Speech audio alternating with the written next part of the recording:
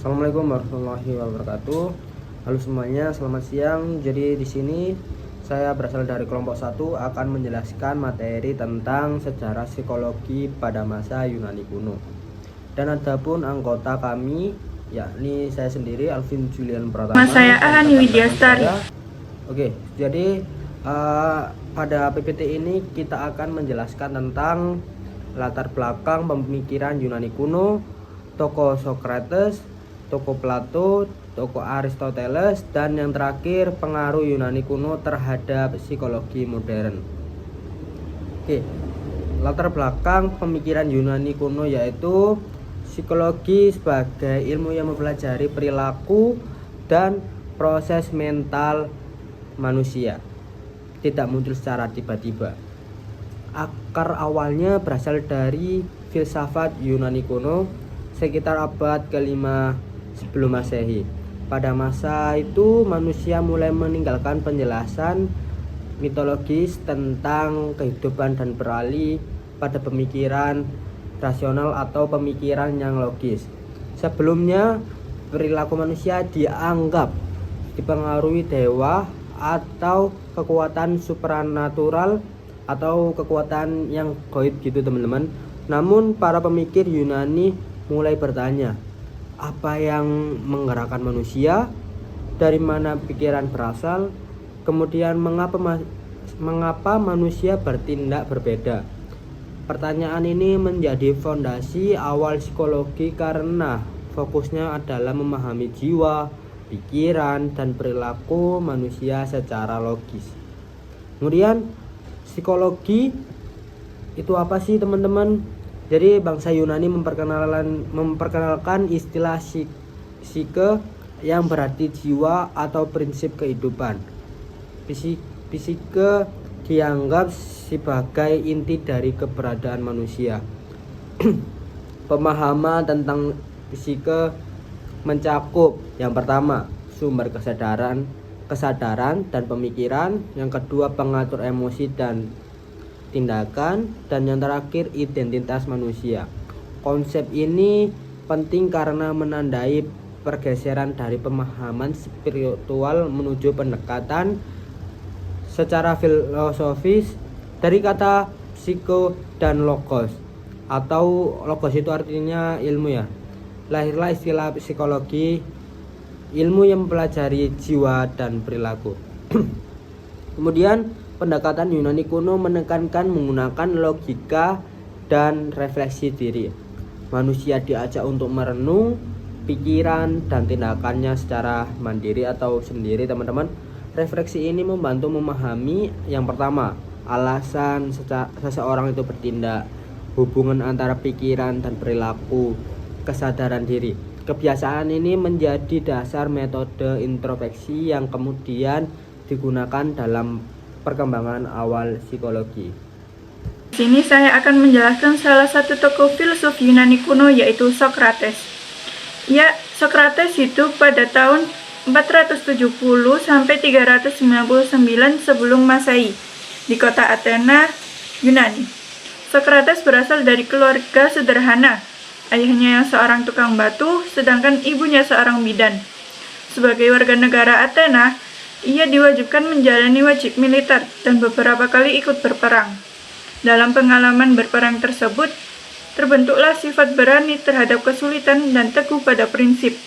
Pengalaman hidup sederhana dan keterlibatan langsung pada kehidupan masyarakat membuat pemikiran Socrates berfokus pada manusia, moral, dan bagaimana menjalani hidup. Slide selanjutnya yaitu pemikiran filsafat Socrates. Pemikiran Socrates berfokus pada pentingnya mengenali diri sendiri, yang terinspirasi dari semboyan di kuil Apollo di Delphi, yang berbunyi, "Kenalilah dirimu sendiri." Dari semboyan tersebut, Socrates mulai berpikir bahwa manusia harus memahami pikiran dan jiwanya, agar bisa hidup dengan benar. Pada saat Socrates ingin mencari kebenaran, ia menggunakan metode tanya-jawab yang dikenal sebagai Socrates questioning. Melalui metode tersebut, ia mengajukan pertanyaan yang mendalam seperti, apa itu keadilan, apa itu kebenaran? Ia tidak langsung memberikan jawaban tersebut, tetapi mengajak orang-orang untuk berpikir. sampai menemukan pengertian yang lebih jelas. Dengan cara itu, ia berusaha menemukan alasan yang lebih jelas dari suatu permasalahan. Berbeda dengan kaum sofis yang berpendapat bahwa kebenaran bersifat relatif dan tergantung pada pendapat masing-masing. Sedangkan Socrates percaya bahwa kebenaran itu bersifat umum atau universal, dapat dipahami melalui penjelasan yang tepat. Bagi Socrates, pengetahuan dan moralitas sangat berkaitan dengan erat. Ia berpendapat bahwa pengetahuan adalah kebajikan, yang berarti jika seseorang benar-benar mengetahui apa itu kebaikan dan keadilan, maka ia pasti akan bertindak baik dan adil. Yang terakhir yaitu akhir hidup Socrates. Pada tahun 399 sebelum Masehi, Socrates yang saat itu berusia sekitar 70 tahun dituduh melakukan dua pelanggaran utama oleh warga Athena.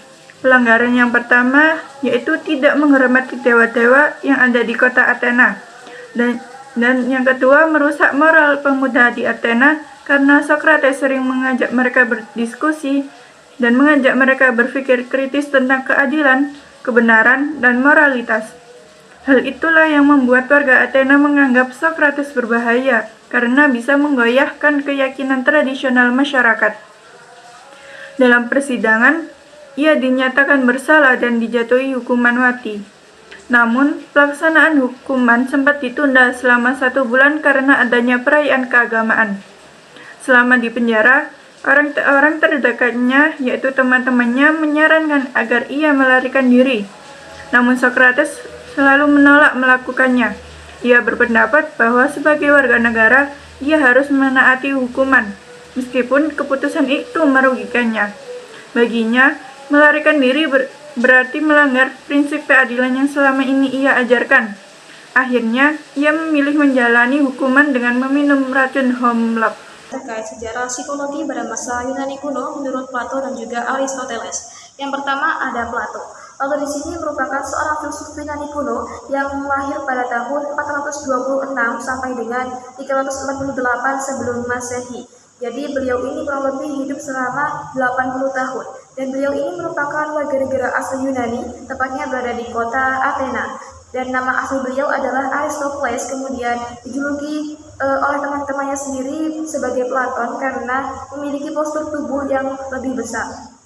Nah, Plato ini adalah seorang filsuf Yunani kuno yang juga merupakan murid dari Socrates sekaligus guru dari Aristoteles. Ia kemudian di sini mendirikan sebuah sekolah filsafat yang terkenal bernama akademi di kota kelahirnya sendiri, yakni Athena. Nah, pemikiran Plato ini lebih berfokus pada atau dipengaruhi pada refleksi filosofis tentang kebenaran, realitas, dan juga jiwa manusia. Adapun di sini beberapa hal yang mempengaruhi latar belakang pemikiran beliau, dan sebelumnya perlu diketahui juga bahwa Plato ini hidup pada masa perkembangan filsafat Yunani, sehingga pemikiran beliau ini berfokus pada pertanyaan terkait hakikat manusia yang pertama, yang kedua ada pengetahuan, yang ketiga ada moralitas, dan yang keempat ada realitas. Nah, Plato di sini percaya bahwa realitas itu adalah bentuk sejati dari bahwa dia percaya bahwa dunia ide itu sendiri adalah realitas sejati, sedangkan dunia fisik hanyalah sebuah bayangan dari sebuah ide tersebut. Jadi pandangan ini mengaruhi konsepnya tentang manusia dan jiwa. Adapun di sini beberapa hal tentang gagasan penting beliau, yakni yang pertama ada dualisme. Jadi di sini beliau membedakan antara jiwa dan juga tubuh. Di sini juga seperti yang kita ketahui bahwa jiwa juga bersifat abadi dan juga rasional, sedangkan tubuh itu bersifat sementara dan juga material. Adapun menurut beliau, struktur ini di sini dibagi menjadi 3 atau disebut sebagai tripartite soul. Yang pertama ada rasio atau akal yang menjadi pusat berpikir dan juga kebijaksanaan. Yang kedua ada semangat atau spirit yang menjadi keberanian dan juga kehendak. Dan yang ketiga ada nafsu atau appetite yang menjadi keinginan fisik. Yang ketiga yang terakhir ada di sini gagasan utamanya yakni pengetahuan sebagai ingatan atau recollection. Jadi Plato di sini percaya bahwa belajar itu sebenarnya adalah mengingat kembali pengetahuan yang sudah dimiliki jiwa sebelum lahir. Dan selanjutnya di sini ada pemikiran Aristoteles. Aristoteles sendiri merupakan seorang filsuf juga yang lahir pada tahun 300 sampai 384 sampai 322 sebelum Masehi, juga merupakan warga negara Yunani, tapi tepatnya berada di kota Stagira. Dan Aristoteles ini seperti yang saya jelaskan sebelumnya, yakni merupakan murid dari Plato sendiri yang kemudian mengembangkan pemikirannya sendiri yang lebih empiris dan juga ilmiah. Ia mendirikan sekolah bernama Lyceum dan menulis karya penting berjudul De Anima yang bermakna tentang jiwa, yang sering dianggap sebagai salah satu fondasi atau dasar awal dari psikologi. Kemudian ada juga beberapa latar belakang pemikiran beliau. Berbeda dengan Plato, Aristoteles ini lebih tertarik pada pengamatan alam, logika, biologi, dan juga pengalaman yang nyata. Dan ia juga mencoba menjelaskan manusia secara lebih ilmiah dan juga sistematis. Dan di sini beberapa gagasan utamanya yang juga sangat berbeda dengan gagasan dari Plato. Yang pertama ada jiwa dan tubuh ini tidak beliau pisah. Jadi beliau itu menganggap jiwa dan tubuh ini menjadi satu kesatuan yang sama. Tapi beliau ini juga menganggap bahwa jiwa adalah sebuah prinsip kehidupan dalam makhluk hidup. Nah, yang kedua ada 3 jenis jiwa. Di sini beliau membagi jiwa menjadi 3, yakni yang pertama ada vegetatif yang bermakna tumbuhan, jiwa sensitif yang bermakna hewan, dan juga jiwa rasional yang bermakna manusia. Dan yang ketiga, pengalaman itu sebagai sumber pengetahuan. Di sini gagasan beliau percaya bahwa pengetahuan itu berasal dari pengalaman dan juga pengamatan, bukan hanya semata dari dunia ide. Dan yang terakhir ada fungsi mental yang berkaitan dengan persepsi, ingatan, emosi, imajinasi, dan juga pembelajaran. Dan saya Alfia Izalatifah. Oke, selanjutnya saya akan menjelaskan tentang pengaruh Yunani kuno untuk psikologi modern. Pertama, Hippocrates. Hippocrates membawa perubahan besar dengan menolak takhayul. Ia berpendapat bahwa gangguan mental bukan disebabkan oleh roh jahat, melainkan oleh faktor biologis. Ia juga menyatakan bahwa otak adalah pusat pikiran, emosi, dan persepsi, bukan jantung. Pandangan ini menjadi fondasi pendekatan biologis dalam psikologi, khususnya dalam bidang neuropsikologi. Selanjutnya, muncul konsep teori humor yang dipengaruhi oleh pemikiran Socrates dan Hippocrates. Mereka meyakini bahwa kepribadian manusia dipengaruhi oleh 4 cairan tubuh, yaitu darah, lendir, empedu kuning, dan empedu hitam. Dari sini lahir tipe kepribadian sanguinis, pragmatis, koleris, dan melankolis. Meskipun teori ini sudah tidak digunakan secara medis, konsepnya menjadi cikal bakal teori tipe kepribadian dalam psikologi modern. Kemudian, ada Aristoteles yang mengembangkan pendekatan yang lebih ilmiah melalui metode empiris, yaitu dengan mengamati fakta secara langsung. Dalam karyanya The Anima, ia membahas jiwa sebagai fungsi yang menggerakkan tubuh. Ia juga mengkaji proses mental seperti ingatan dan persepsi. Pendekatan ini menjadi dasar metode ilmiah dalam psikologi. Terakhir, Plato menekankan pentingnya rasio atau akal dalam mengendalikan nafsu. Ia juga berpendapat bahwa jiwa bersifat abadi dan memiliki bagian-bagian tertentu. Pemikirannya memengaruhi perkembangan pendekatan kognitif dan konsep konflik batin dalam psikoanalisis. Secara keseluruhan, pemikiran Yunani kuno memberikan fondasi penting bagi psikologi modern, baik dari sisi psikologis, kepribadian, metode ilmiah, maupun peran rasio dalam memahami perilaku manusia. Jadi itu saja yang kita bisa share atau yang kita presentasikan pada hari ini. Jika kita mempunyai kesalahan perbuatan maupun perkataan, mohon dimaafkan.